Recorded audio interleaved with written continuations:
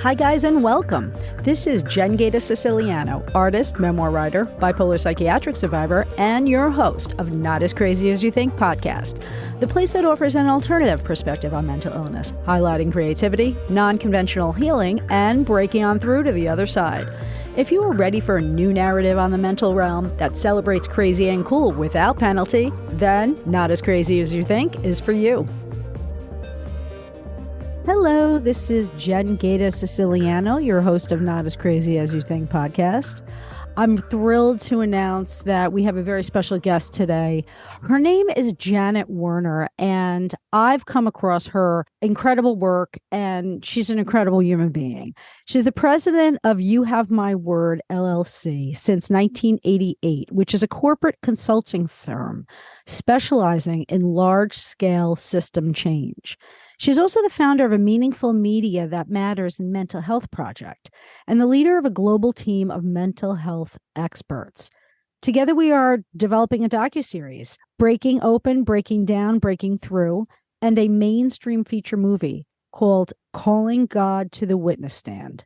Her mission is to ease the journey through change, transition, and onto transformation within and around the mental health system. 44 years ago, while in her master's degree program, Janet had an astonishing mystical experience, which turned into a spiritual emergency and resulted in being misdiagnosed as bipolar.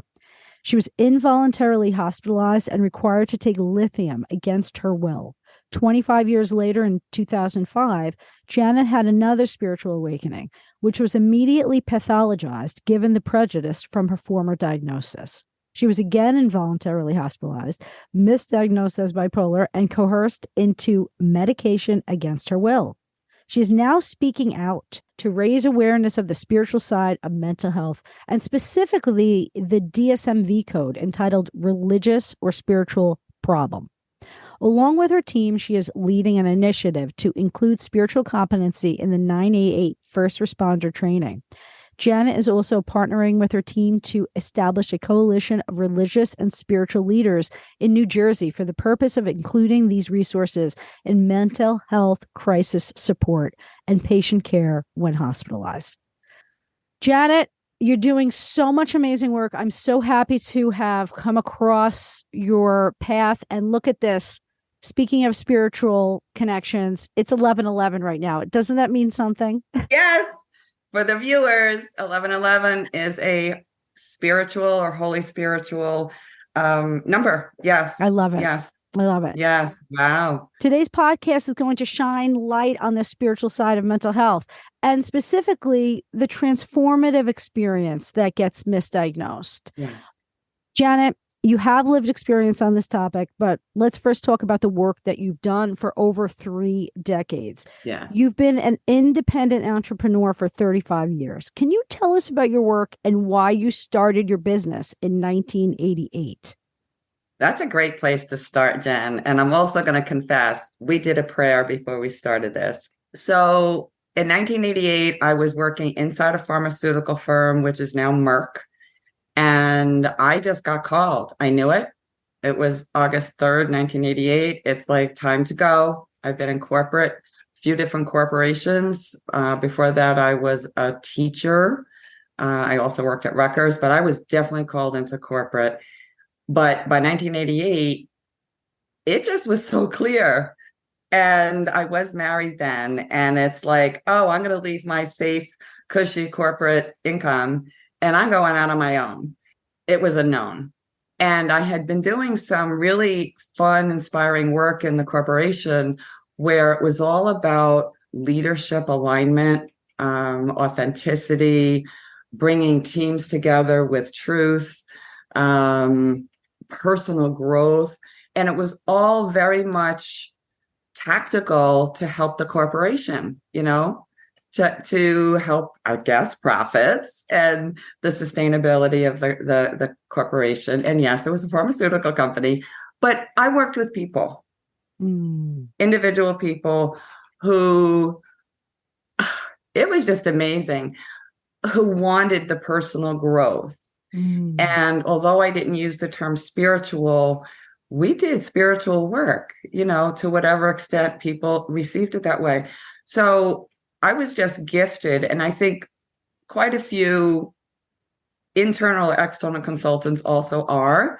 I knew it was my calling to leave the corporation and then go out across the nation and work with many corporations, not be housed. I remember saying my soul cannot be housed by any company. It can't be. And time to go.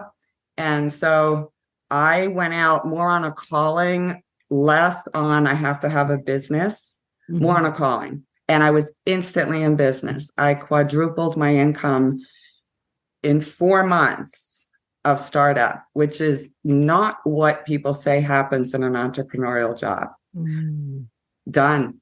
I have evidence based on everything I'm going to say today. So, and then I just continued. Yeah. Well, you definitely have this entrepreneurial spirit that reaches a lot of people. Clearly, like the people who have worked with you and have spoken so many nice things about your consulting gifts, it's definitely something that you brought to the table in a way that seems like out of the box for corporate America, but you definitely were bringing this element that could help leaders in such a larger capacity. And they probably weren't even aware of the kinds of things that you were bringing, but I'm sure it helped them on levels that are still existing today. Yes. And it was the era, 80s and 90s, where vision, strategic planning was very important. There was some content around, the individual leader being authentic, but I got to do organizational transformation and bring it all together. And we'll come back to it when we talk about my story of that. Pretty much was what I was guided when I had my first spiritual experience in 1979. So I got to live it, but on a very tactical, ground level way in corporate America. So now what you're doing is leading a global team in the development of a docuseries and feature movie. Let's talk about those projects a bit and what inspired you to take on this task. Yeah, it's 2023. I started preparing for now in around 2019. Again, I listen to callings, so I'll call it a calling or an intuitive knowing.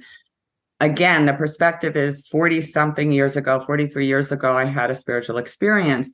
And there's been this multi-decade process to get here.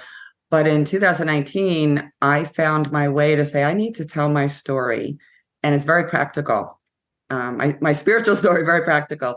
And we'll maybe get into that. I was recorded at Rutgers University about my story. That brings us a few years later. Jen, you are on the team, the documentary team. It became very clear I am to lead an initiative to have a feature-length movie. The movie is Calling God to the Witness Stand. We're going to bring spirituality and higher power of all religions out into the legal system, fictionalized. The movie's fictionalized, but all based on true stories. And then it became very clear this year that we are to do the documentary first.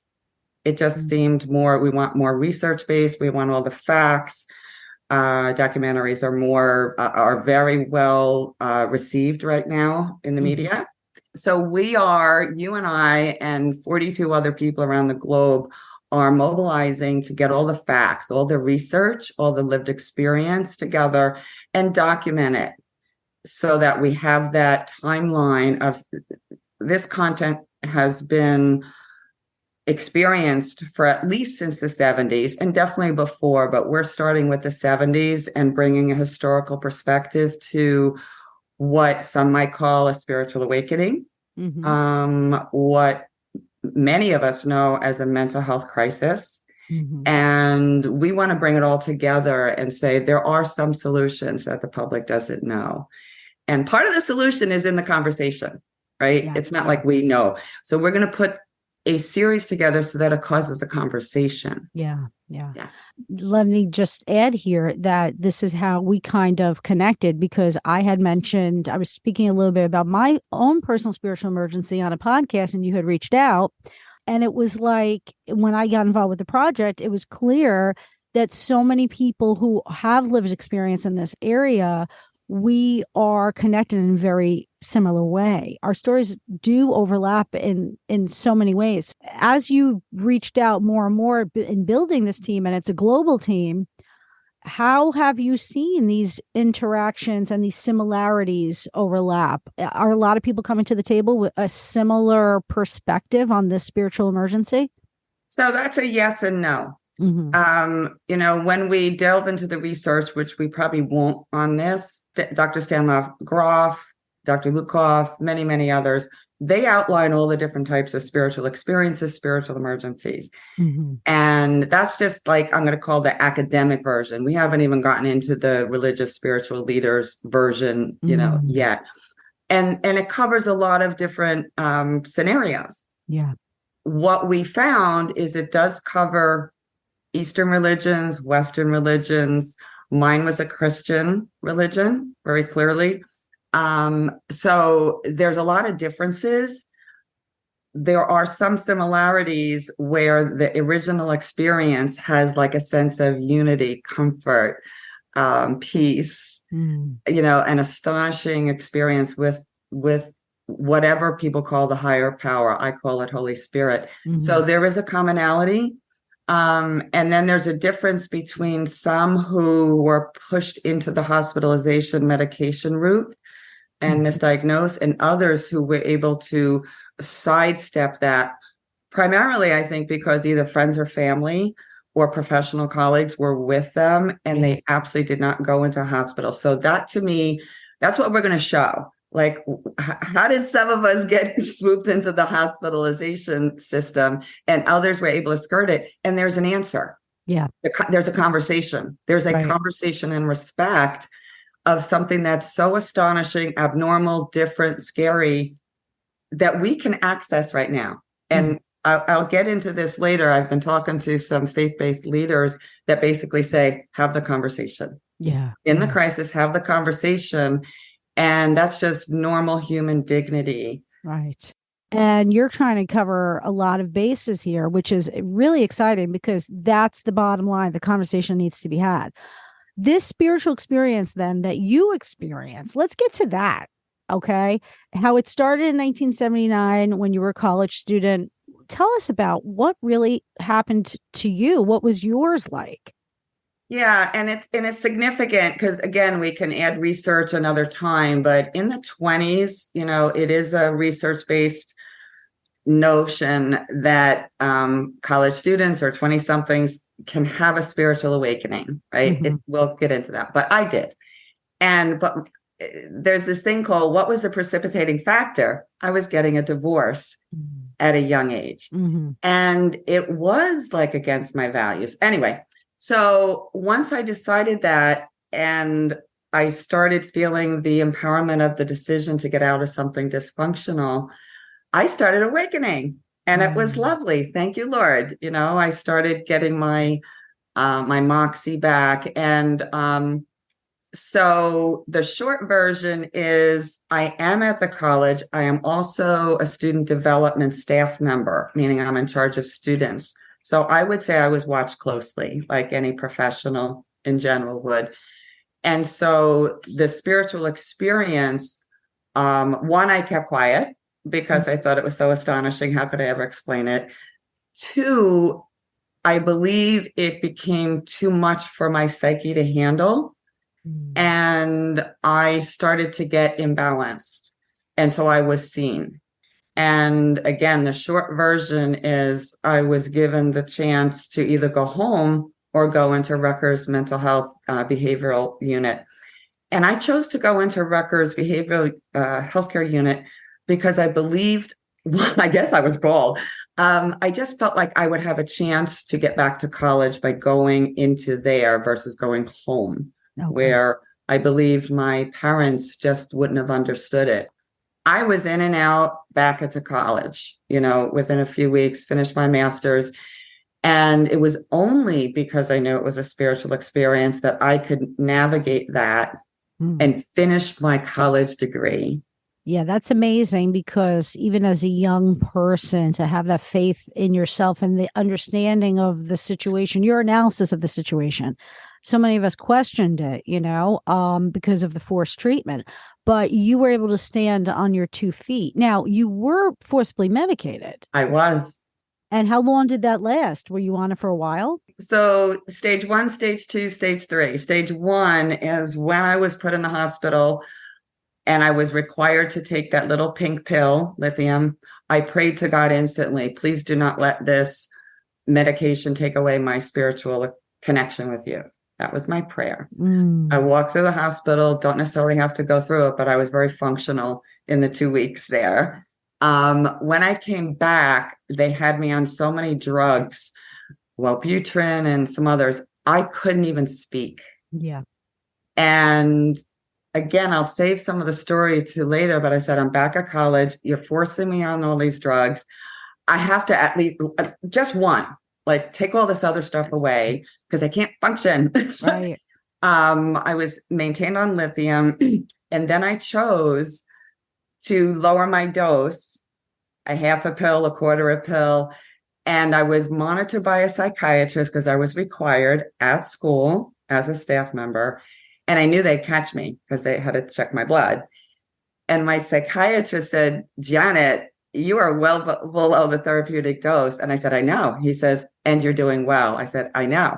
And then he said, we'll keep you on it. So literally that was January to June. I graduated. I took myself off from literally being lower dosed and proving it in front of the psychiatrist. Right. So I was off June, July of 1980, all the way to 2005, which will come back. So I was not on medication for a good 25 years. Okay, so you got out earlier than many of us. So congrats to you. And I think that faith of yours helped you get there sooner than some of us. It took a little while for us to find that strength. Also, it depends. I mean, luckily you've had this experience where the withdrawal didn't kick in and you weren't on it that long, which is great. That's really, really fortunate. Okay, so now 1980, after the hospitalization, your career completely takes off. Absolutely. Do you want to describe that a little bit? Because, how'd you wind up in corporate America from this? All right, I'm just going to tell the truth. When I had the spiritual experience in 79, I instantly recognized it in my Christian faith as the Holy Spirit, Jesus within. And I went right to the source. I said, what do you want me to do with this? And I thought, should I be a nun? Should I be a minister? Do I marry a minister? Like, okay, am I moving into the religious, am I in that territory? And it was a clear no. And it wasn't a voice, Jen. It was just a knowing. And I've come to know that still small voice. It literally was go out into corporate America and get as many people through the paradigm shift as possible before the year 2000. This is 1979. I'm here. I'm noticing this, knowing. And it was clear. It was not questionable. And I just walked through a job at Rutgers University. And I immediately went to Johnson & Johnson internship. And then I went through 3 corporate employments, big 8 accounting firm, small chemical firm, and then a major pharmaceutical firm. And I didn't even think anything of it. It just was just where the doors opened. And it felt like so right because I was doing what I heard as a career path. It was like a career counselor. Yeah. It's like, oh. So I totally left the college student counseling work and the teacher work and went right. I was just moved right into corporate America, doors flinging open. So when you started, though, it was like you weren't necessarily doing the high consulting that you ended up doing beyond that. Right. So how did you climb this ladder and get so many people listening to your voice as a leader in corporate America? It seems to me like maybe as, someone who's not in corporate America as an artist, I always see it as you have to go down a certain path to climb the ladder. But you seem to circumnavigate that and create your own path. Like, how did that happen? I'm gonna give some credit to teacher education and teacher life. I became a teacher in corporate America. I did training for chemical operators. not that I knew chemistry, I knew training design. And I was hired to lay out a curriculum for training chemical operations. And then I did it also in a Big 8 accounting firm, detailed training on finance, things I don't know anything about, but I knew curriculum design, Jen. And then that led me to the pharmaceutical, where it was do training in FDA, GMP, technical skills. How do we make these pills? And I'm like, I can do that. But in the last year, 87, 88, a whole movement of total quality management. And it was more of an opening to leadership education and change management. The year before I left, that said, this is my space. I need to do systems change. And I was supported in that corporation, but it was just so big, the calling, that I said, I need to go and work with many pharmaceutical firms, and then many other than pharmaceutical firms, Kraft General Foods, AT&T, even the CIA, but we won't get into that. Wow.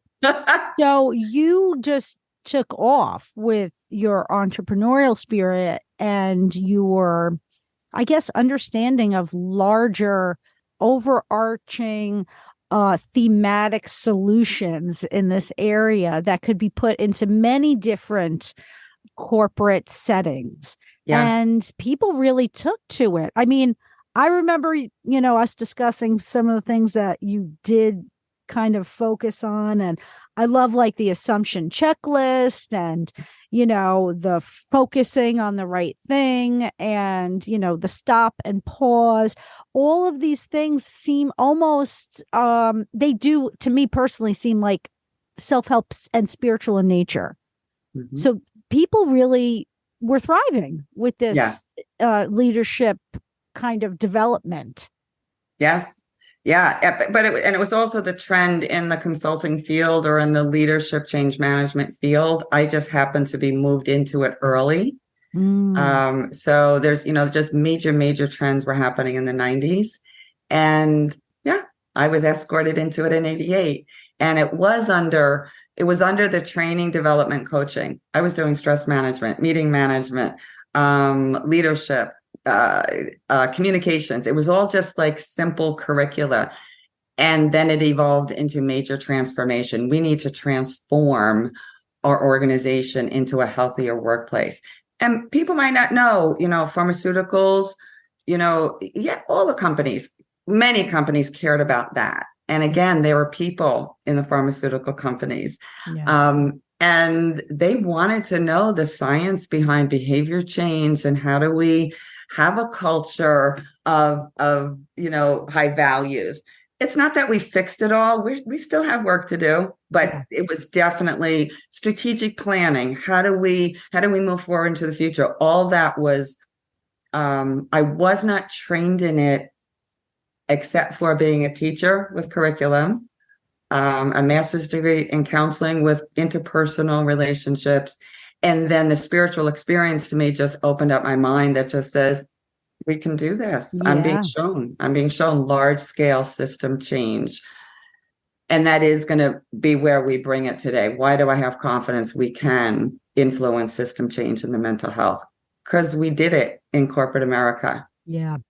So that's pretty amazing because you've had that experience. You kind of riding on that memory and that full catalog of how to get there. And this is like taking on the film is something similar. Like you don't really necessarily have that much of a background in this kind of thing, but you have this way about you. You know how to make things happen. So it's really exciting. I want to like kind of leave your corporate era and kind of like go past it. And I want to know more about this mansion in Freehold, New Jersey. Can you tell us a little about this? This is kind of you launching a second business. Yes. And tell us about, what the mission was and what your goals were in trying to get this off the ground. Thanks for bringing it up because it's an often missed part of my career. But it was a significant, fairly short period of time. I gave birth to my son in 1983. I was divorced in 1995, and I am at the height of my career, running around the country and corporate but very much heart pulled, as a mother to my sons at home, nannies, all that. So by 1999, I felt I need to bring my business home, local. So right as the year 2000 came, I found this mansion in Freehold, the oldest, biggest John D. Bartleson mansion in Freehold. And I said, that's it. That's mine. And I bought it. And what happened is I was able to integrate being a single mom. My son, was only a few blocks away and he could come into the building. We brought senators, governors, business associations, teacher associations. We brought Red Cross in during 9/11. I did a lot of free work because I just thought I could. And there was corporate consultants, corporate clients who also came in and paid to spend a day with me, or a team that would come. And you could think about it as a retreat center. What we did, though, was we were early pioneers in integrating holistic tools, or holistic thinking. So I held roundtables for executives that was all about the paradigm shift, either happening or about to come. So that was our corporate work. But we integrated holistic healing, and I think I'll leave it without detailing it, that says you have options to take some meditation classes or yoga, and then I'll do your coaching. And so people came to me for one-on-one leadership coaching for full days, but they were doing that in the 90s from the corporate environment. Like people actually came to my house and spent full days. So I just put it into a building. And because it's called the Leadership Alignment Spa, it was about leadership alignment. And that could be a teacher, it could be a governor, it could be an executive, but I was very called to alignment. Right. And then I'll just wrap it up because it was such a short period, but it catapulted into a whole nother scenario. I bottomed out in 2003. I didn't have the finances. I was burning out being the sole funder and leader of this building and the business. So let's just say it was a short piece of time. And then it led to kind of this whole second scenario of the last 20 years of, all right, now what, God? So it was powerful, but it was short-lived. Well, it's interesting. It really was a time when, I remember during that time, I was looking for holistic answers and healing, and there were things that were few and far between. And whether it was short-lived or not, to have had the vision and try to manifest it and bring so many people underneath that momentum, even during that time, it's just pretty phenomenal because it really was not going on. This is more of a conversation of today. Here it is 2023, and people talk about holistic healing like it's, that's something that you can choose. Yes. But that was not a thing that was very common. You needed to kind of massage that into being. And now it's a thing. So I think it's really incredible because it says something about your personal vision, that you're able to see things be relevant and, empowering before they are even like gaining a lot of traction in the wider array. Yes. Yes. I was seen as an early pioneer. Thank you. But how does life happen? What happens to somebody that's very successful, competent, looks like it's just ready to take off, and then she falls on her face, Well, that's the spiritual journey too, right? It's like we have to fall before we find ourselves being lifted again by maybe spiritual wings, But let's talk about that a little bit. I know that you were a single mom. A huge loss of income and loss of work must have been incredibly difficult. Do you want to share any of what you went through? Yeah, and honestly, because it's 23 years later, I can talk about it very simple. I remember handing the keys in on June 8th, and I remember going home and literally again saying, okay, now what, God? Mm. And the answer was I spent at least a year just being a full-time mom. Mm. I totally surrendered. It wasn't hard. I said, this makes sense. This has just been such a major blow. And my son's sitting home. He's 10 years old. And I'm like, well, why not? Let me go volunteer at school and show up all the games. And let me just not try to do any work. Right. Let me try. Let me just try. I never took a year off ever since he was born. So that year, let's say, was peaceful because I had a function. I was supposed to be his mom anyway, full time, should be there. How great. What a gift. Total sidebar, but literally when my son was born, I was in the height of my work and I looked at him and I said, I'll be back by the time you're 10. How old was he in 2003? Wow. 10. That's amazing. So we noted that. And I'm like, all right, maybe there's a little divine plan here. But after, as the year was happening, Jen, I still am an entrepreneur and I did dabble in a call here, a visit there. And I said, give me a year, I'll be back. Well, by year 2, I wasn't back. And then by year 3, I wasn't back. And I got the inkling that says, I don't think I'm going to get back on track, back on track, back on track. Like, no, what's the new track? And if you would have told me then it was going to take 20 years to get into this, creating a documentary, I would have been tempted to give up. I don't know what you do I would have said, you got to be kidding. Like, how could I possibly journey for 20 years to get back on track? I just took guided steps to navigate that time based on being home with my son. I was absolutely going to be there for him, his mental health, his growth and whatever. And that all like amazingly brought beautiful fruits in his well-being because he went to the army, he went to Afghanistan. He's an amazing, contributing, healthy 30-year-old. And how does that happen with somebody that's called bipolar and deserves to be in an institution? Like, and that has been steady for him. So I was there, through his teenage years and all that. But Jen, I took a job out on a farm and picked vegetables. I took babysitting jobs and got up at 5 o'clock for a mom that was going to New York. I took a truck driving job. I care for senior citizens. I cleaned houses. And none of it felt bad. Yeah.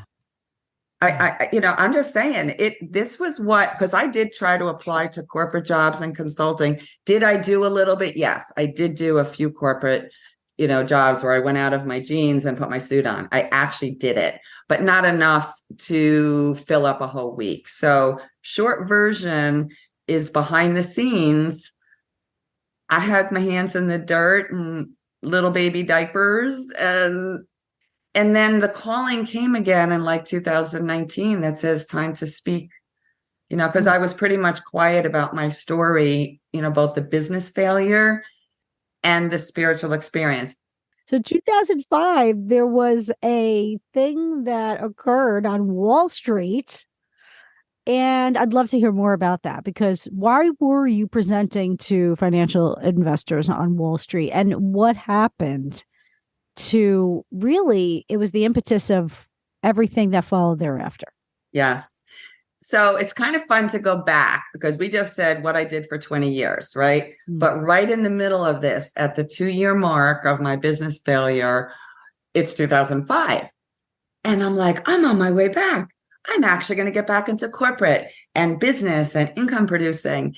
I get invited by a financial wizard, very, fairly well-known financial advisor.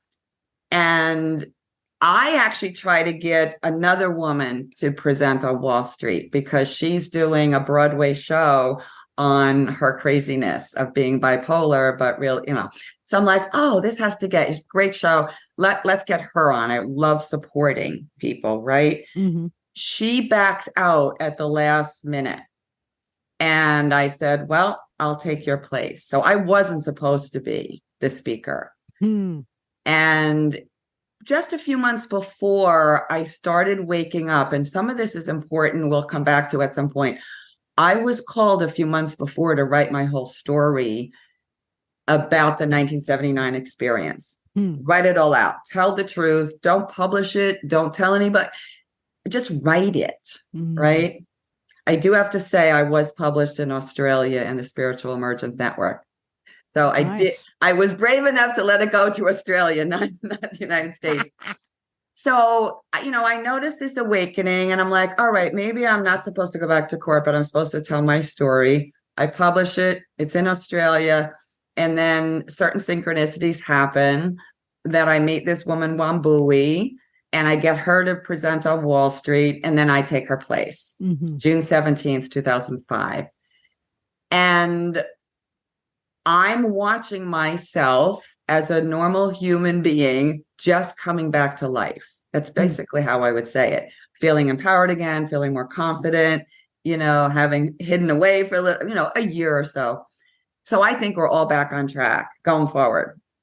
So I do a presentation June 17th, 2005. I have the finance guys all in the audience, and most of them were men. And I explained, one, I had an experience where I was forced in the hospital. Two, 20-something years ago. Two, I start explaining Dr. Lukoff's research and that the DSM of 1994 has a spiritual religious category. And they like facts, right? I'm saying let's prevent the cost of hospitalizing people with spiritual experiences. Let's come up with another method. Let's train medical students that there's a spiritual side to mental health. And let's not just medicate people with spiritual experience. Let's inquire. Let's check. Let's use the DSM to actually do a little bit different form of therapy. And, we came up with numbers. And so they were interested. They were like, ooh, this is new, different. I was so excited that I needed to go home and tell my mother. And I bring all my research 9 days later of, oh, by the way, I was just on Wall Street because I kind of kept my life quiet. And she saw me as in a manic moment, even though I felt pretty stable. Yeah. And I do believe, Jen, and I would really like you to integrate, your story here. I don't blame my mother. Yeah. I don't. I don't blame really anybody's mother friend. My mother bought into the chemical imbalance narrative, of which we now know is not true. And she was concerned about her little girl, who's now, 50 years old. And she says, she's going to have that manic moment again. Yeah. Yeah. And now let me protect her. And literally, Jen, I'll just say it quickly. She called the police. Yeah. Not because I was danger to myself or others, because she was scared. Right. Mentally. And she didn't mean any harm. But it resulted in 9 days after Wall Street, I'm being escorted to a hospital against my will. I'm like, no, I have the research here. I was just presenting on Wall Street. They wrote it in my medical report. Delusions of grandeur. Think she's connected to Wall Street. Check the facts. And we'll do a few others, but I'll stop there because I know many of our, let's say, mothers or family, they think they're doing well, but if the narrative on chemical imbalance and diagnosis is not opened up, which is why we're doing this podcast. Yeah. Right. People are going to still be assumed to be mentally ill when it's a spiritual experience. Right. So connect into yours, because I know yours was in some way similar. Yeah. And it is interesting because it is the narrative that gets them. And the narrative is an answer. It's a solution, right? It's the solution that they offer. And it's definitely not a foolproof solution, but it's enough for families to feel a little more at ease, right? They're coming to the rescue of their children. If there's a crisis, they know how to respond. This is what the doctor told me to do. I know personally with me as well. My parents were always taken away from me, put into these rooms, and they would have these long discussions about what this thing is, what this bipolar is, what kinds of symptoms you have to watch for and then respond to, so that you are being a good parent, Yes. and the idea of mania is a very interesting concept, because when you describe this to me, this experience on Wall Street, I'm all like excited. You know what I mean? Excitement is okay, guys. Like, it's okay to be excited about things that are exciting, and to show that to loved ones is okay too. So when they spin everything as, oh, just be careful for anyone getting a little excited or anyone getting a little, talkative or highly expressive, this is like what they link to mania. Sometimes that can be very, very damaging, because the misinterpretation of any given circumstance, which might include those kinds of expressions, can really lead a person who's already labeled. You probably would not have been labeled for that initially. Not if it didn't happen 25 years ago. I just don't Right. think so. I don't think so either. And I think that that's what they do. They look at what's on record. It could be way back, but if there's any indication anywhere of you having this diagnosis, it gets in the way because of the clinching narrative. And I really do hope that it's changing. And I myself had to go through many years of learning how to forgive, because my parents were actually trying to be good parents. Yeah. It was only recently that my mother personally said to me, I thought I was doing the right thing, and that made me realize so much, because I said, of course, like, yeah, especially if there's kids involved, right? They want to make sure that the kid is safe, and they don't really understand. But it hurts me to hear this, because I just feel that you were involved with such an exciting, it could have been life-changing experience, but it kind of went in this other trajectory. Yeah. So from that point, then, where did it continue going after that 2005 moment? Yeah. And again, I'm just loving that. We're going to come back and go into detail on different things the viewers might want to know, but it's a great question, because we've already said I went through a 20-year journey of trying to come back, right? Taking all these little jobs. I think only 2 years after my business failure from 2003 to 2005, I'm on my way back. That makes sense. Right. Here we go. And literally, hear it, funding for medical students on the specific spiritual part of mental health, as in the DSM. And this is where we are now, right? So now, like, precursor, hello. And I'm going to say, Jen, it was only a spiritual discipline that kept me from going crazy. Yeah. Right. So I get in and out of the hospital. There's a lot of fun stories, but one is I'm in the hospital and I have friends now bringing the DSM into the hospital. And I hand it to the psychiatrist and I said, do you know about this V code? I'm saying that's going to get me out. He hands it back to me, and I think he doesn't say anything. Jen McDonald, one of our absolutely fabulous colleagues, she says, there's this thing called clinical gaze. I got the clinical gaze. Like, who is this woman bringing the DSM into her psychiatric appointment on a psychiatric ward? I thought it was my ticket out. Totally ignored. So let's just say I found my way out. Action plans, compliance, there a lot of people have that story. I got out. And I do get my son back, within a few days. And now I'm home with my son again. I'm not on Wall Street. I don't have the funders.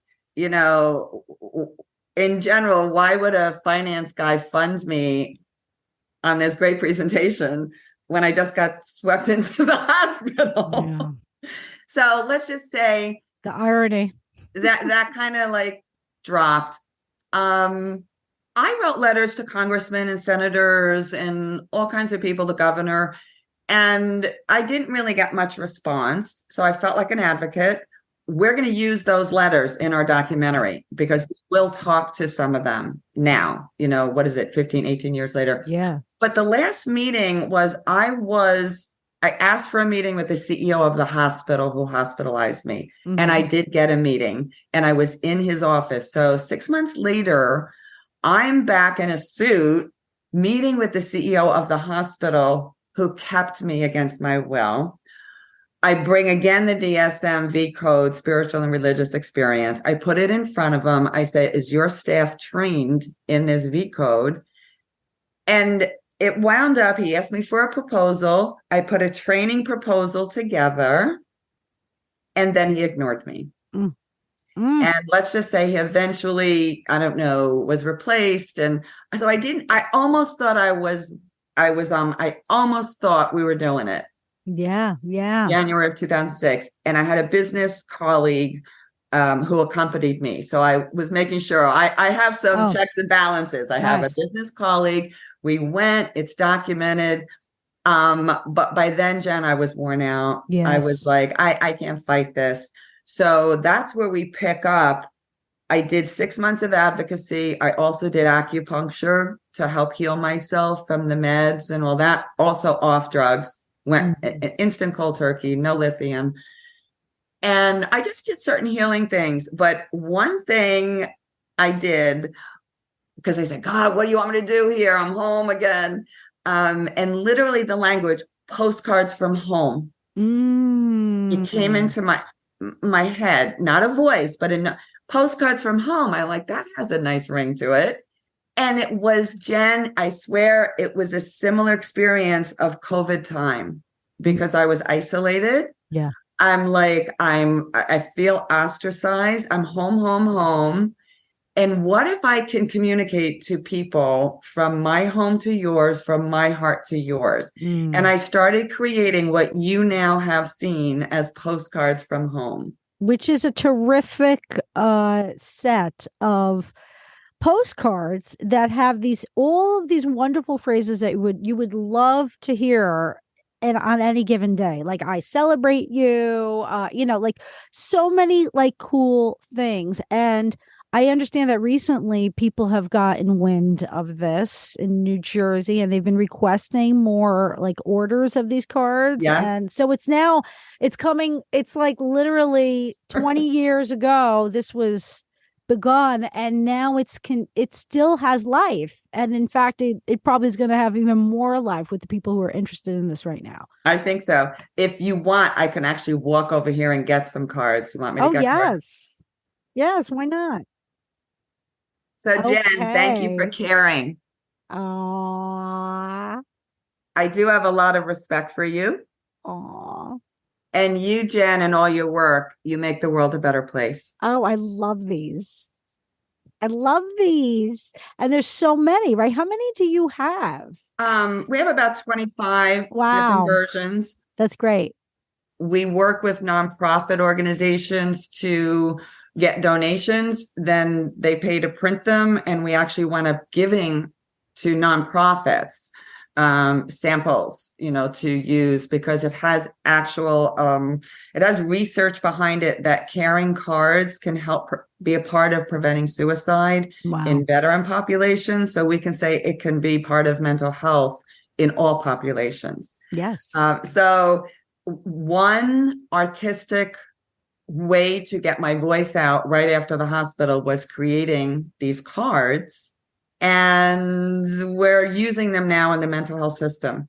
And yes, we do want to get these out, not just in the traditional mental health system, but in corporate America, in schools, in families, in nursing homes, and we have been doing that. So it is a real product that came out of this one, spiritual experience in 2005, but two, the crushing or crunching or something of my voice. Like let's box her in. Yes. Then I got let out, and literally that was the first thing that I'm going to say. Spirit guided me. You have function. You have some things to do. Yes. And we have postcards from home now. I love when, these experiences turn into expressions of creativity. And long-term effectual creativity, which is what you created, that's so exciting because then it almost puts such meaning to the experience and others can benefit. Practical meaning. Yeah. Yeah. There's something good to come out of it. And I think that's what most people have to sometimes search to find. But you threw yourself in, which is very, very exciting. I love those. One of the first times that we recorded stuff for the documentary, you had a bunch of those on the table. And I was so like taken in. I was like, oh my gosh, it's very it's just so simple and yet it's profound, has profound impact. Yes. So I mean, that's the kind of thing that can, help many people in many ways. Jen, it's my artwork. We see your artwork behind you. We're including your artwork and artistic expression in the documentary, whether it's song, playing an instrument, visual art, words. Words are my artwork. Right. Words. Right. And that's why I name my business You Have My Word. Words are my artwork. And to be able to position them in a way that speaks across cultures, across ages, and as a practical use, that's what I do. And thank you for that, because we need more people out there like you. Let's just fast forward a minute, okay? You are now in 2019, and this man, Dr. Michael Garbe, he is recording a story for Rutgers University. How does that happen?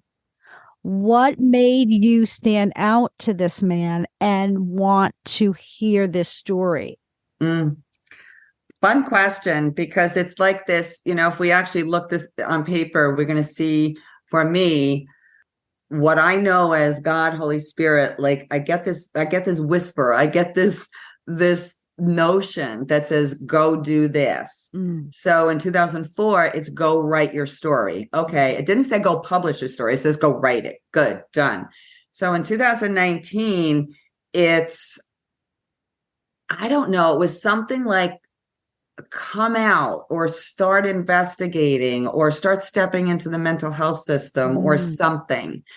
I had just been working at a youth camp, which summer camp. And, I've been doing youth work with youth. I just found different things along the way. And I'm like, okay, well, that's not, forever. So I start getting this calling. How about we start getting back into the mental health system? I stumbled across Assist, which is a major organization on the spiritual part of mental health, and the then president, Elizabeth Sabat. And we kicked it off, hit it off. And let's just say Elizabeth introduced me to Dr. Michael Garbe. And it was because I said, I need comrades in New Jersey. I need locals. I'm connecting people around the globe, but I need somebody local. So Michael Garbe shows up. He's at Rutgers. And it's funny how Rutgers keeps coming up. Like Rutgers is a main place, which we'll actually probably close with. And Michael was completing his dissertation, his final year, and he had interviewed a number of people, of which, when you look at it, you'll probably recognize them. But he said, yes, come on up. I'll record you. And it was the completion of his work to graduate. And so that is available. We'll show the link later. But Michael Garbe also had his own spiritual experience, so he knows of it different. Nice. He recorded me, validated, what I went through, and has it on his website. And then we wound up, a year or two later, Michael is in our documentary. That's great, because it all comes full circle, doesn't it? Yes. And it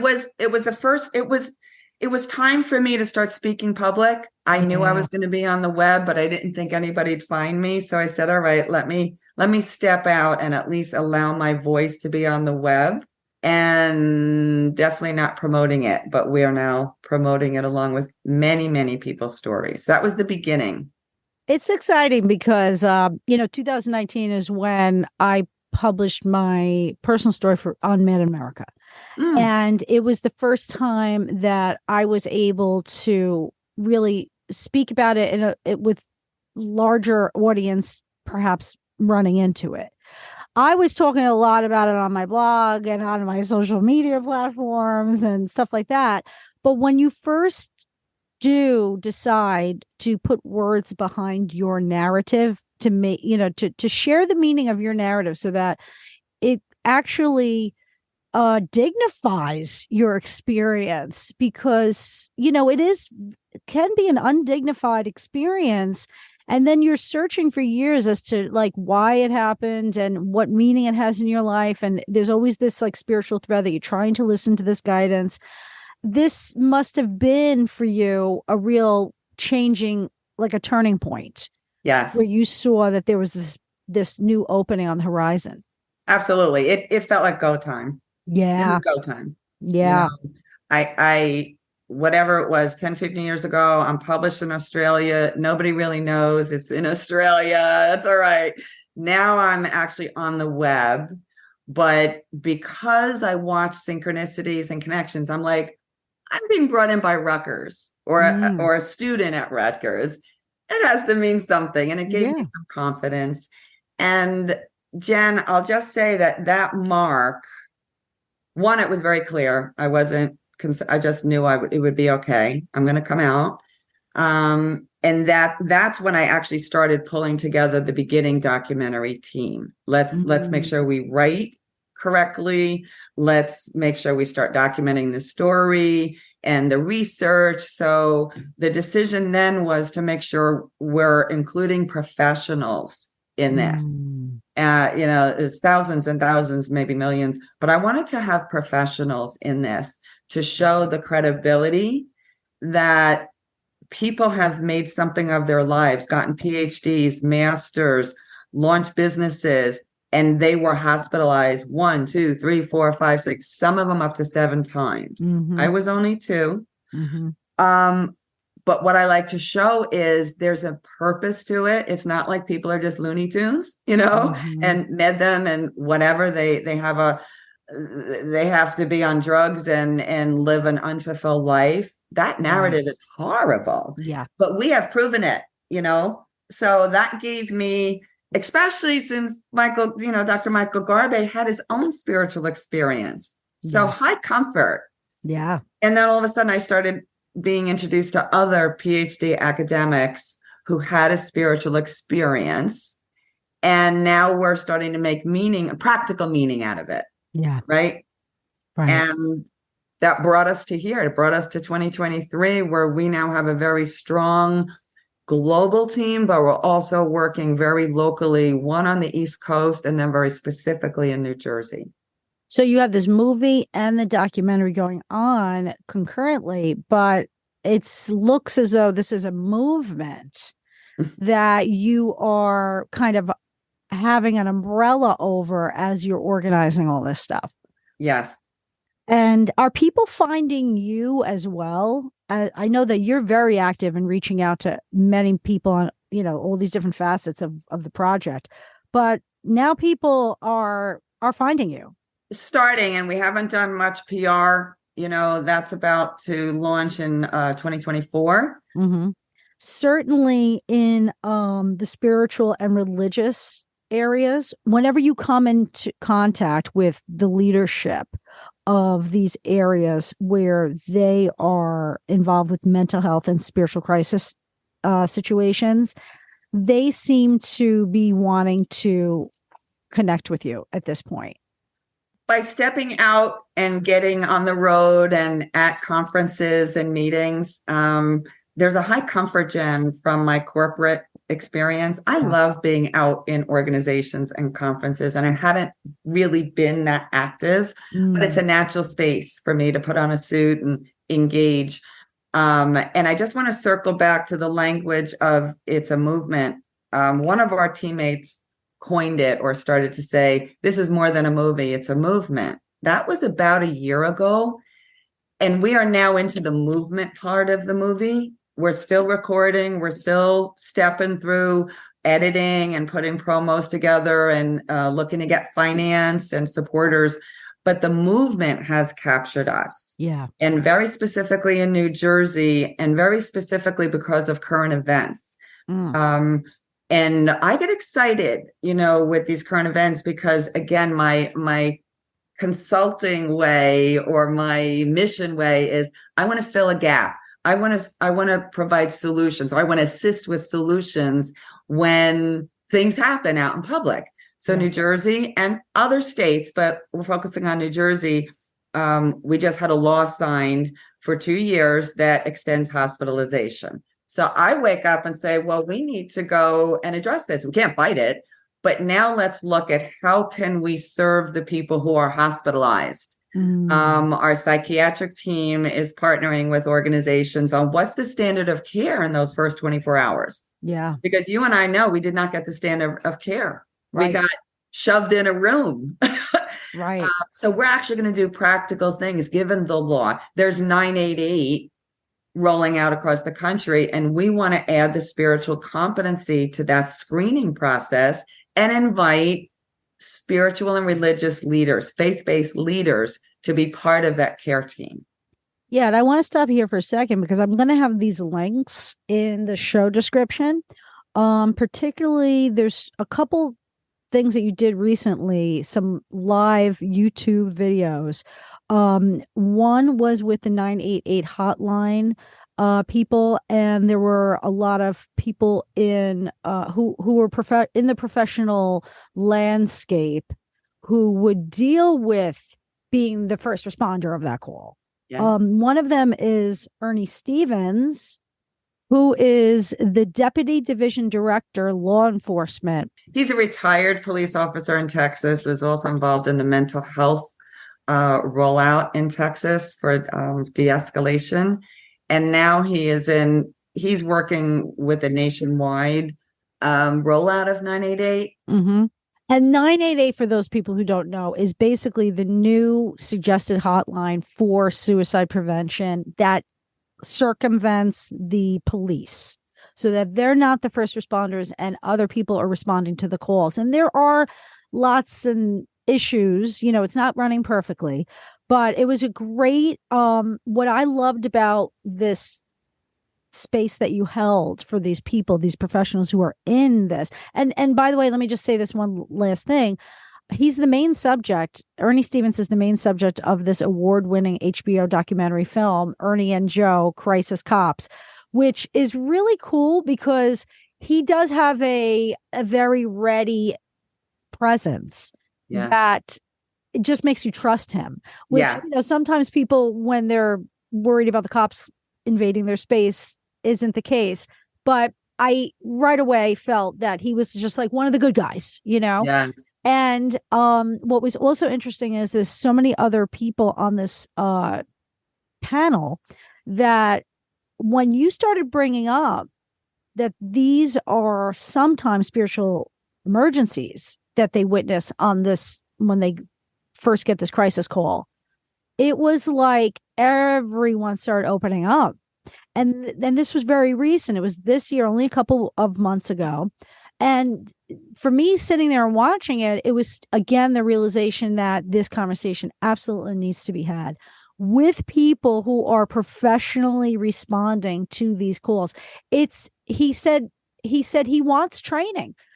He wants training for all of the police officers who are in this, often in the space, and they don't know what to do. They don't know how to respond. If they had more information about what these spiritual emergencies might look like, what language is used, what types of references they're referring to in these states, it would be a lot easier for the people or responding to these calls to do the right thing by the patient or patient. Because at least if they go into the hospital, and at least they could communicate that perhaps maybe there is a spiritual emergency going on.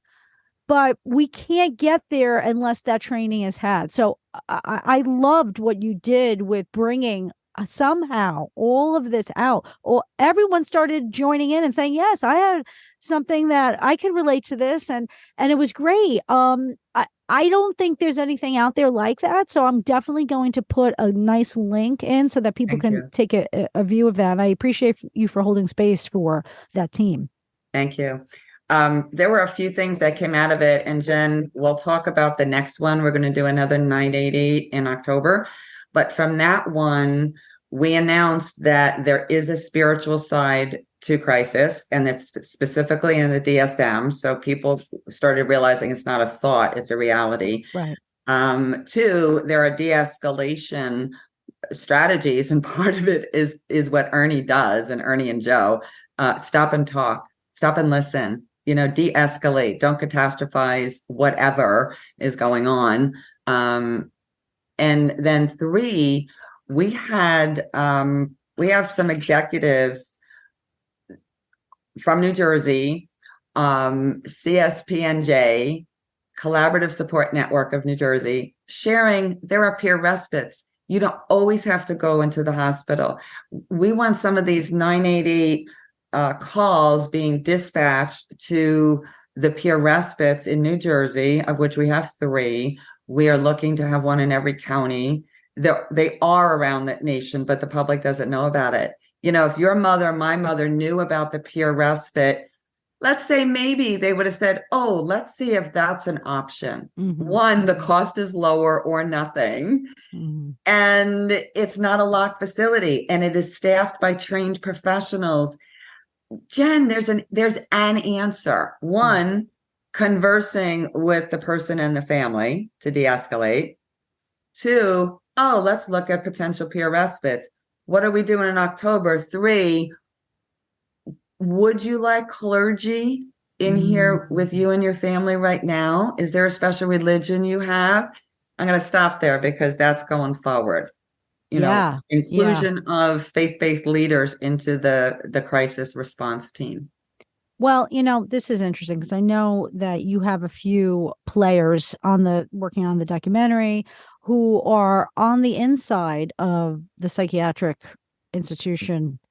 They have a little pull in trying to get this more out there. I mean, let's face it, this is not something that's up until this point has really been discussed, even though that there's this V code. And just for those people who aren't sure what that is, it's kind of like an additional code that they could put behind a diagnosis that explains that there's potentially a spiritual level a spiritual emergency level to what they were going through symptomatically, so that if that's registered, then that kind of colors the situation a little more clearly. It's not something so like outlandish. And because sometimes psychosis can look like that. But if there are spiritual references, that can then be more like internalized, and the person might be able to be talked off the ledge. Yes. So what you are really doing is inviting so many people and so many spiritual traditions along for the conversation, so that we can all get language in, so that everybody is respected in this area. Yes. Yes. It's a huge thing that you're undertaking. You realize that. I do, but this is where my spiritual journey and the healing work and all that, I feel so calm, grounded, centered, simple about this, because it just feels, again, the calling to leave corporate and do my own business. That could have been a crazy anxiety space at in 1988 when I'm 33. And I'm like, I feel the same way now. I feel like I feel prepared. Mm-hmm. While I am Christian, I am comfortable to talk with rabbis. Pretty much any religious leader who has the shared values of respect, listening, caring. I'm not looking to sort religions. I'm looking to bring faith-based leaders who represent all of our community and say, what's the role you want to play in mental health? Do you experience crisis in your congregation? How might you want to be included in that response team, and or when they go on the ER, and or when they go behind scenes and are being, held by the psychiatric, system. And the conversation so far, and we'll get into it, is the people we're talking to, the spiritual leaders we're talking to, religious, they want to. They want to know what their resources are. They want to know how they can play a part. How can they be a calming influence? How can they walk with the person next to the psychiatrist they want to be next to, if that's the route that has to happen. So we want to bring that together. And at some point, we'll get into November 2nd of what's happening at Rutgers University. All right. So let's talk about what's going on with all these things. Let me just make a comment about what you just said. I think it's so wonderful because I always felt when I had these spiritual emergencies that I knew when the doors were closing in on me and I was entering the hospital again and again, there was no option. There was nothing offered like that. There was no spiritual leader at my side.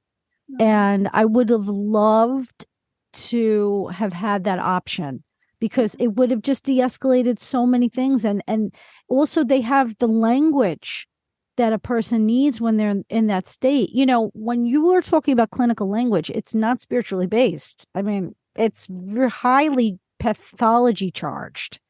So it's not used in any kind of de-escalating or empowering way for the patient. It's more for the clinical or the clinician to kind of just check all the boxes and figure out the symptoms.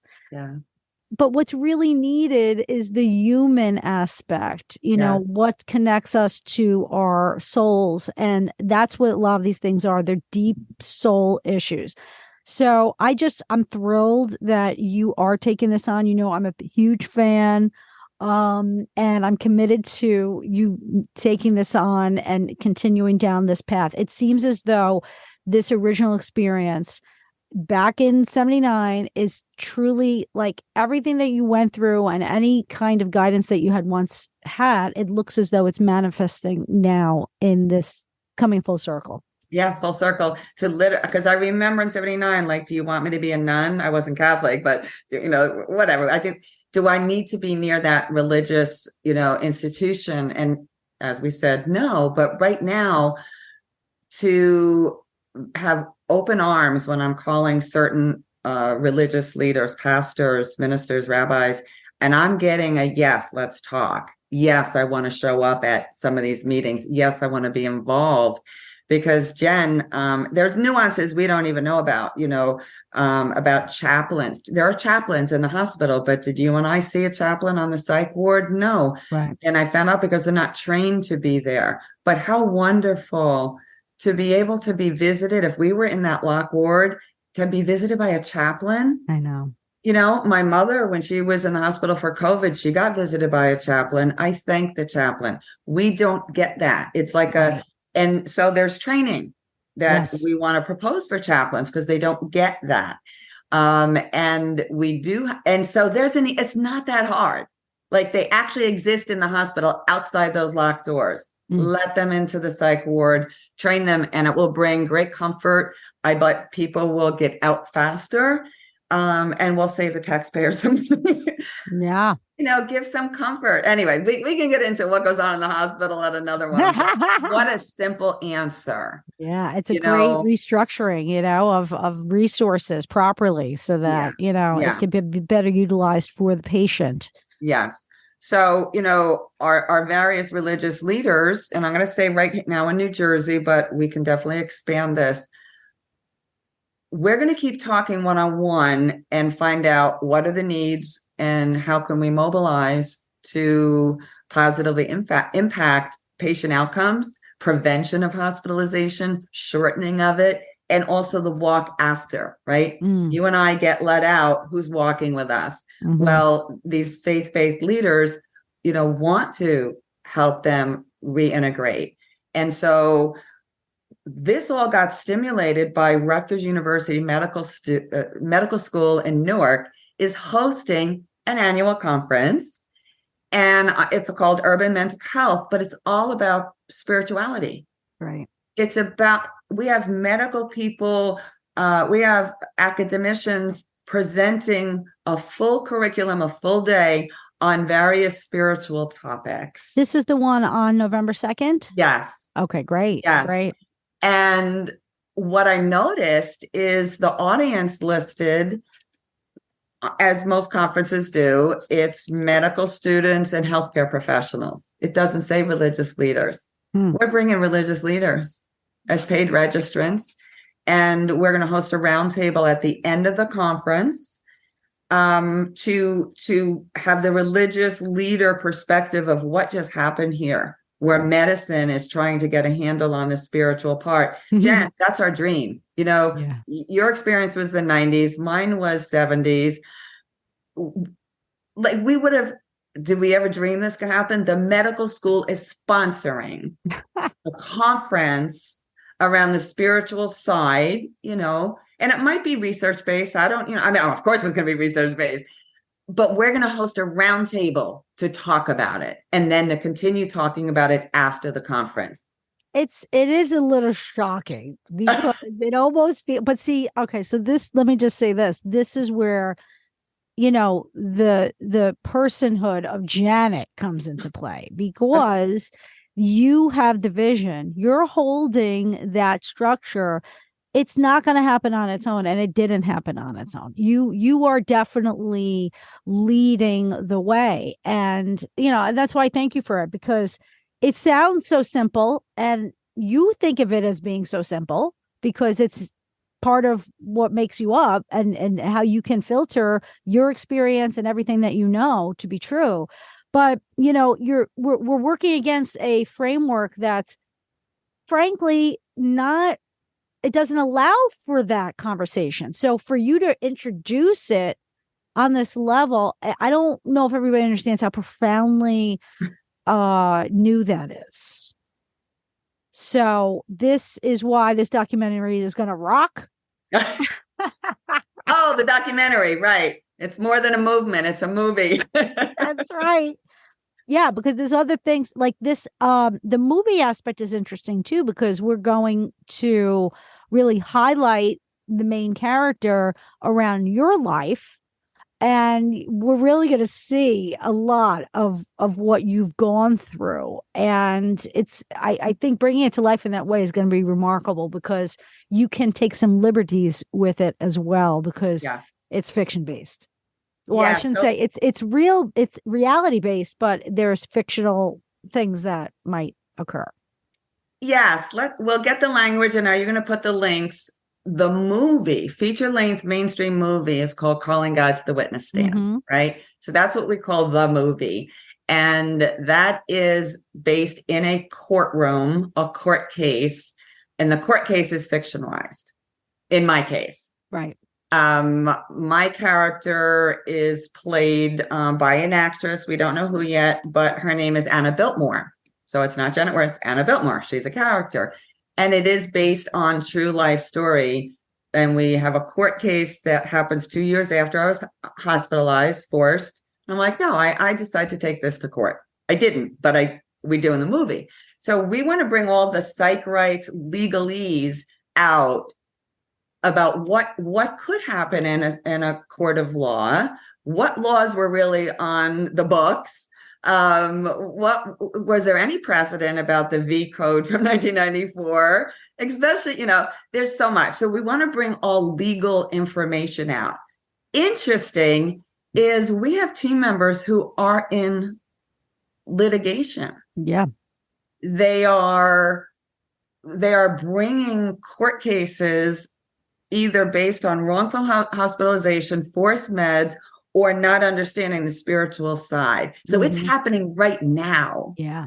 And we're going to do a movie, again, protecting people's personal lives, but it's all fact-based except for the court case. And then the court case will also be, we're hoping to get a law firm that wants to partner with us, preferably in New Jersey, so that we can have the whole court case reasonably appropriate. When you do a movie, court cases are not always exactly as they are in real life. We want to make it as close to, and so that's the movie. The documentary is different. So I'm going to just put, you know, we're going to get both of those pieces out. The movie is going to take a lot more funding, a lot more serious legal support, and we're going to dive into it next year. The Yeah. documentary is this year. Well, I think it's a great approach because the documentary can get things moving. It's a little easier to construct. And the facts, right? The facts always help anything later on. And this is so funny because I've wanted to do so many times, and I've actually spoken to people about it, and I didn't get much traction.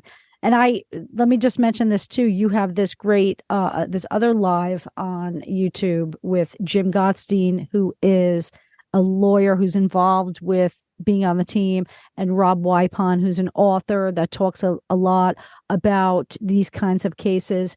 And it's great because you interview them in a fine way.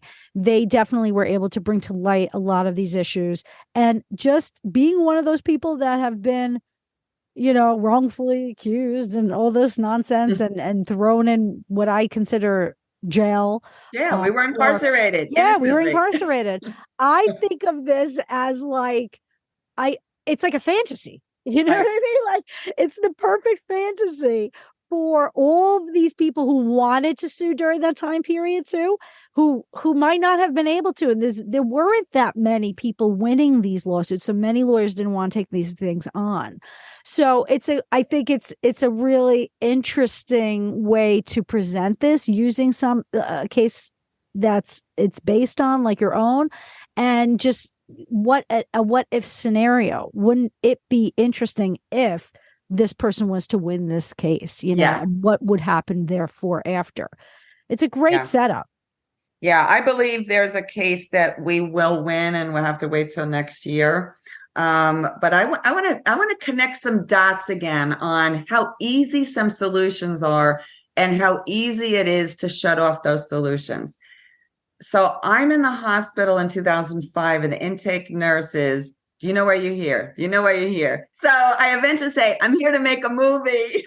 Well, that gets written down. Right. Totally delusional, right? And here we are. Right. But anyway, part of what gave me fun about doing this movie is my medical report. That one, delusions of grandiosity, thinks she's connected to Wall Street, which we already said I was. Two, delusions of grandiosity, thinks she's connected to Washington, D.C. Well, that sounds delusional, right? But I was. There was an executive director of higher education who was my supervisor at the College of New Jersey, asking me in 2005, help us understand this thing that's happening to college students called spiritual emergency. Okay. So I tell my intake nurse that, and it's written down, delusions of grandeur. I think she's connected to DC. And then the third was delusions of grandeur. I think she has a big business. I was in business for 25 years at that time. So when I looked at that medical report, I'm like, I'm not going to be mad at them. I'm not going to hold it. This is what happens, right? It's just what happens. I want to have a court case to show how silly this is. Yeah. And I want to win it because I was, what is it called? I don't know. I don't know what the words are, but I mean, it's right in my medical report that if you could have fact checked, maybe you would have let me out in 24 hours. Right. And I would not have been so traumatized and, cost whatever it cost me. So, you have your medical report, other people do. And I really think at this point, once we all just get adjusted, we need to look at these medical reports, and there's a lot of common things. Yeah. There's these common lines that you are delusional if you speak the truth. Yes. And all we need to do is, if you had a heart attack and you were able to function, as a doctor, I would ask you questions. Right. How are you feeling? How's your right arm, your left arm? What do you want meds? Do you not want? Do you want? There is an inclusion in the psychiatric world in general, maybe up to now, and I think it is getting better. We're not included. We're seen as subhumans. We are actually seen as subhumans. Right. And not worthy of having a conversation or being considered. Anything we say has truth to it. That's like astonishing. What a miss. What a cost. Yes. What a cost. And the suffering that happens after can all be prevented. Yes. And will be, that's why we're bringing this to light. It can be. And we're not saying, Jen, every, mental health concern is as easy as having a conversation. There are some that need immediate medication. I mean, we're just not going to question that. But it's the narrative that says you have to be on this forever. You are going to be bipolar or schizophrenia forever. You will live a subpar life and get used to it. That is horrible. It's crazy, really. We now know the proof is different. Right. And so we're saying we just want to get into the conversation with somebody that's being picked up at that crisis point in the ER. If they're in the hospital stay, include, right? Don't isolate. Yes. It's beautiful. It's so humane. It's so what's needed. It's the very thing that's missing. Most people who do criticize the system as is bring to light this very dismissive, and, as you say, this sense that they're subhuman once they're entering the hospital. That needs to stop. I mean, It needs to stop right now. Yeah, it has to stop immediately, because it's just, this is not the world that we want to live in. We want to create a better world. I am a proponent of proper mental health care. I want people to get the help that they need. Unfortunately, the systems in place right now aren't thriving. Most people come out of them not necessarily better off. And what you're trying to present is, yes, we need to support our people, and let's think of all the ways that at least a large amount of people can be supported who have gone through this spiritual emergency, because we don't know of every single aspect of how we can treat everybody, but we personally know what this is made of, what this experience is made of. And for someone like you to be on the front lines taking care of this, it's like, it gives me such hope, because I am thinking about the person I was 20, 30 years ago. And, if you had told me then, well, you have to kind of wait 30 years for this girl, Janet, to be on the scene and taking care of whatever. But I don't think I would have been very excited about managing the 30 years. But now that you come on board, I have hope for all those young gens out there, who are about to have their spiritual awakening at 22, and there might be something in place. Yeah, we have a new team member who's 25, and her experience was 2 years ago. We'll see her. I want to use some language here, because we do use spiritual emergency, spiritual crisis, all that.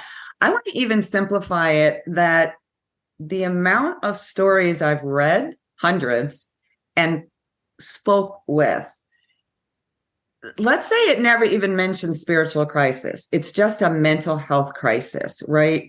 So many speak of God or a higher power, help them walk through. Right. And I remember I did speak that fact on Wall Street in 2005. I said, I didn't make this up. Just look. I look at these stories. Here's an answer. Here's a piece. People are reaching to their higher power from whatever religious background they have. And thank God. Thank God there's a God, that individuals find that. So that's a bit of sanity. I'm going to get some research from Dr. Lukoff that actually can give us some facts on the resource of a higher power in mental health recovery. So now that's for any mental health scenario, right? And so what great news that we are having voice, one, at a medical school, Rutgers, where the spiritual side can start to be spoken of. And two, we're going to have faith-based leaders showing up at that conference, learning what the medical system is doing. But I'm going to say we're going to be in the same room together talking about how can we work together? How can we work together? How can you include me so that our patients, our people, our citizens have that balance? See your psychiatrists, see your faith-based leaders, but let us in during this, if you're in the hospital, let us in during that time. Let's make sure you're walked with as you leave. Let's see if we can prevent this before you go in. Maybe there's alternatives. Maybe I can help the family. Maybe we can go to a peer respite. The other day, you'll see pictures of this soon. We went to equine therapy. Are you familiar with equine therapy? Very vaguely, but it has to do with, I'm thinking horses. Horses, yes. So I just bring it as an example because there are many examples. And in our documentary, we want to present the simple solutions that are here. They're right here in your backyard. And you will see pictures, video. 2 fully trained psychotherapists, young women, are running Operation Hope. And they work out of a rescue farm, horses that are being rescued, never to be sold or ridden again, but for whatever reason. And it's fully researched. It's around the world, but we have it in our backyard in New Jersey here. And it is available to veterans and first responders for free. And then the rest of us through whatever, payment system. But it's the therapy is through the horse. But I'm just going to say by example. So people who don't want to sit, and I'm going to say a veteran, in many ways don't want to sit on a couch talking to a therapist who's never been in combat, right? Mm-hmm. It's so beautiful. But who knows about equine therapy and how simple it is? You go out and walk with the horse, and there's healing that happens there. We all know that sometimes a pet can do that. But anyway, by example, we're trying to search out what else is here. Yeah. There are peer respites. There's equine therapy. There's others. There's more than just yoga centers and, whatever else we've come to learn. Right. That it doesn't have to be that complicated. Right. And I think we can save a lot of time, heartache, and money by opening up the conversation and getting it out in the media, of which you are helping. Yes. Yeah, I agree. And I think it's time for people to start putting their heads together and finding solutions because, it's only been a relatively recent phenomenon that many people are high critics of the system, but who is presenting the solutions? So that's clearly like where you're angling, and it's important to, make sure that that's known, and because there's a lot of people who are very, they're high activists. They want to be part of the solution, but they don't even know where to begin. So yes, the criticism is important because it shows us what not to do, but what do we do instead? Mm-hmm. So this is really where you're leading us with all of this like incredible work that you're doing, Janet. Is there anything else that you would like to just leave our audience with before we wrap it up? And I will have many different links in the show notes, but if you could also include your website address. Yes. So people could look you up, or if you'd like to also give people any of your platform handle, that would be great as well for social media. Yeah. So I just made the movie website public. CallingGodToTheWitnessStand.com. I kept it non-public because we haven't had the time or funds to make it perfect and beautiful. It's been a behind-the-scenes content place for our team. It's public now. They'll see it, CallingGodToTheWitnessStand.com. It's fine. And the content is so rich, we're just not worried that it's not like perfect, beautiful. My business website is youhavemyword.com, the letter U. Easy to remember. And that's just really all the historical and current business work that we have. And I do have partners, business consultant partners, where we want to go into the mental health system and offer the same simple tools. We found ways to streamline it that we used in corporate America. We can apply them to the mental health system. So we're not stumped by system change at all. So we want whoever is ready to ask us, well, give us an example. How would you start with the New Jersey mental health system? Okay.